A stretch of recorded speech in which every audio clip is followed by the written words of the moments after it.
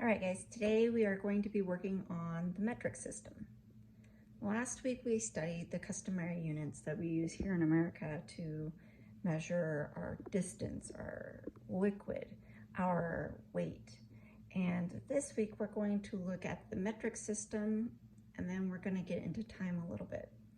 The metric system is actually way easier to do than the customary units because everything is in units of 10.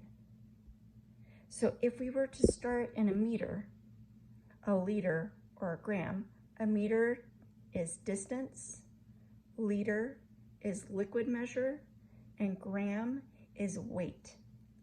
Now, if we move in this direction towards deca, or a hecto, or a kilo, each one of these we would be multiplying by 10. So there are 1,000 meters in a kilometer. There are 100 liters in a hectoliter.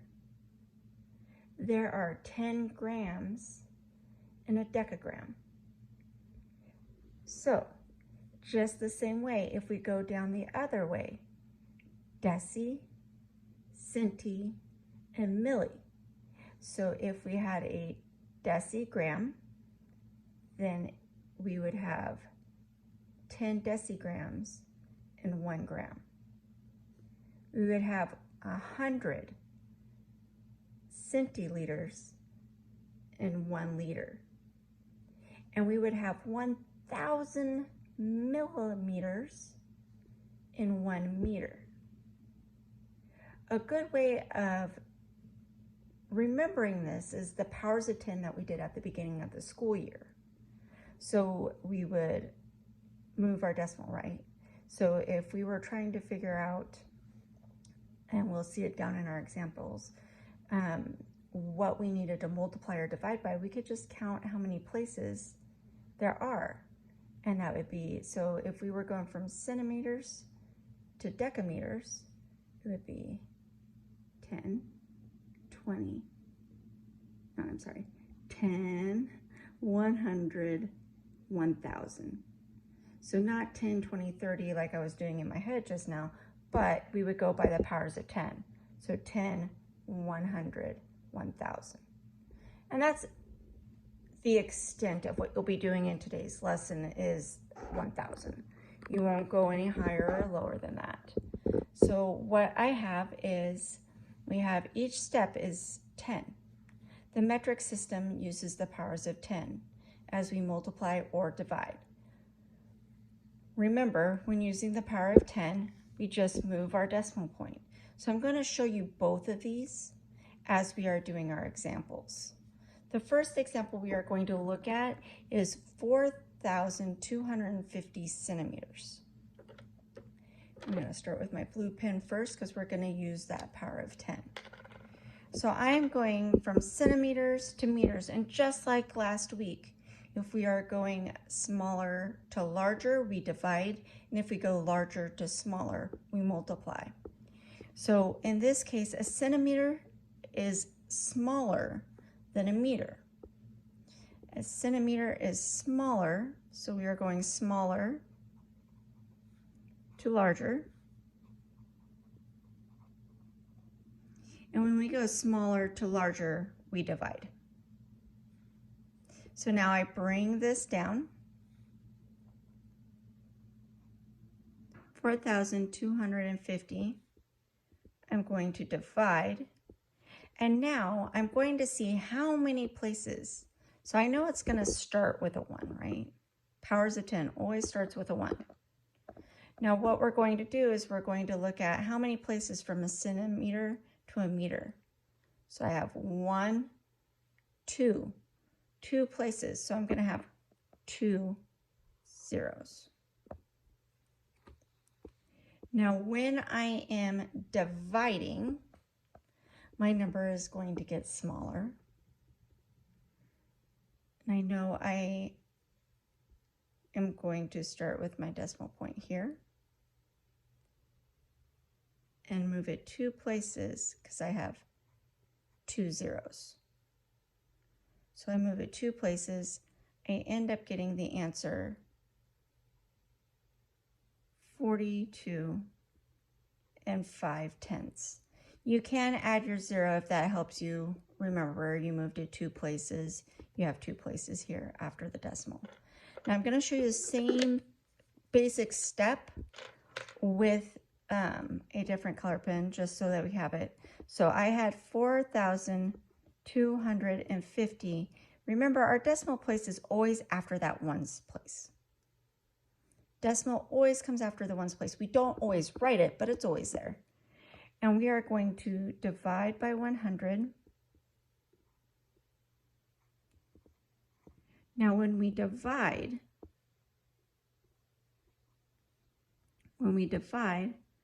our decimal moves to the left. Okay, so when we divide, our decimal moves to the left.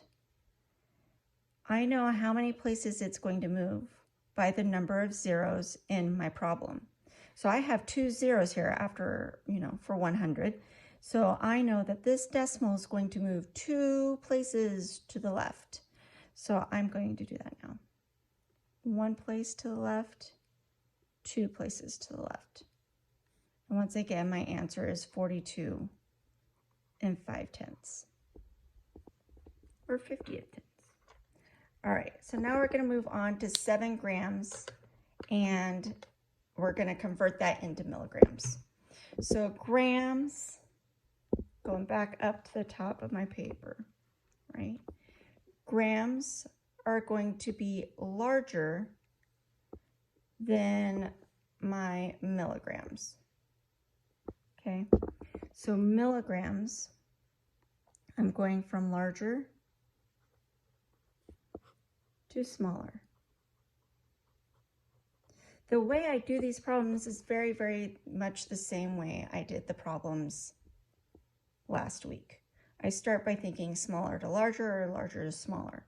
Since we are going larger to smaller here, I know I need to multiply, just like last week. So then I'm going to bring my 7 down, and then I'm going to determine what I'm going to multiply by. How many steps am I going when I go from grams to milligrams? So if I go back up to my chart, I start here at grams, and I take 1 step, 2 steps, 3 steps. So I know I'm going to add 3 zeros to my problem. I'm going to take 7 and I'm going to multiply it by 1,000. Okay, my power of 10 in this problem is 1,000. So 7 times 1,000 is going to give me 7,000. Okay, and now I'm going to show you that with the decimal. Okay, so just like I did with the other one, we're going to do it with the orange.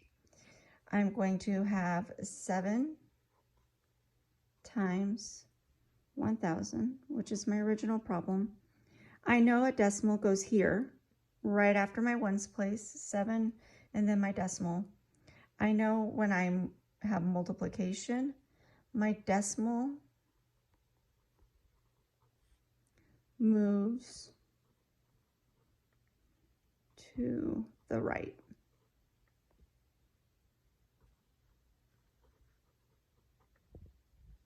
Okay, so I'm going to go 7, and I'm actually going to write it right down here. So 7, and I'm going to put my decimal, and then I'm going to go 1, 2, 3, because I have 1, 2, 3 zeros here. Now, since there's nothing here, there's just spaces, I do need to add in zeros. Okay, so my answer is going to be equal to 7,000. That pretty much covers the metric system. I'm not going to do an example on comparing them this time. You will have comparison problems on your assignment today, but honestly, you just need to choose one of them convert it, and then compare the two numbers. If you need help, you can definitely reach out to me, but I do want to go over these abbreviations really quick. It doesn't matter which one of these you use. These stay the same. So you can have a kilometer, a hectometer, a decameter, a decimeter, a centimeter, and a millimeter. And that would measure your distance. And then you can have a kiloliter, a hectoliter, a deciliter, a deciliter, a centiliter, and a milliliter. Those would be your liquid measure. And then grams, you can have a kilogram, a hectogram, a decagram, a gram, a decigram, a centigram, and a milligram. That would be your weights. Now, to write these, the only one that's capitalized is your liter. And the reason why the liter is capitalized is because the L is used for length in many different formulas, one of which you will learn at the end of this week when we're teaching volume. So the reason why I use a capital L in your liters is so that you know it's liters and not length. So what you would do is you would combine. So if you're looking at a kilometer, it would be a km. So you would combine those two together to make a kilometer. I will tell you, you do not see some of these measurements used all that often. The hecto, the deca, and actually you see these quite a bit. Not the decimeter so much, but the centimeter, millimeter. You see them on the rulers that you use. These are very common when it comes to length. You don't see this so much, but you will see the kilo prefix quite a bit. Just know you're just going to combine them, and you can combine them anyway. You could have a lowercase da and then a capital L for a deciliter. You can have a lowercase d and a lowercase g for a decigram. So you combine them to represent what it is you're measuring. You will never go from meters to grams or liters to grams or vice versa. It's always going to stay in the meter family, the liter family, or the gram family. You won't go from those because they all measure different things. So that about wraps up the metric system. You just have to remember that each step you take is going to be a 0 added to your power of 10. Okay? If you do have questions on this, feel free to reach out to me in email, and I will see you guys all soon.